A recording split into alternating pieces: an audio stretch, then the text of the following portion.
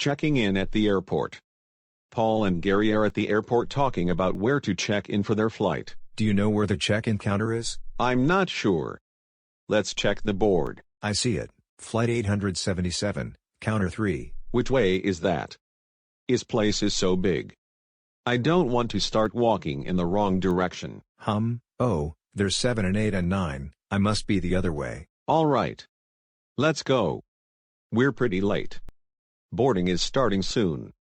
Let's walk quickly. Check your understanding through this video and to see how you're learned. Question 1.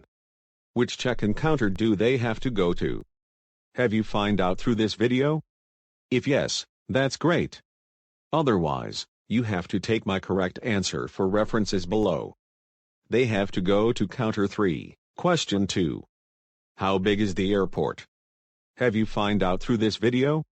If yes, that's great. Otherwise, you have to take my correct answer for references below. The airport is very big. There are at least 9 check-in counters. Question 3. Are they early? Have you find out through this video?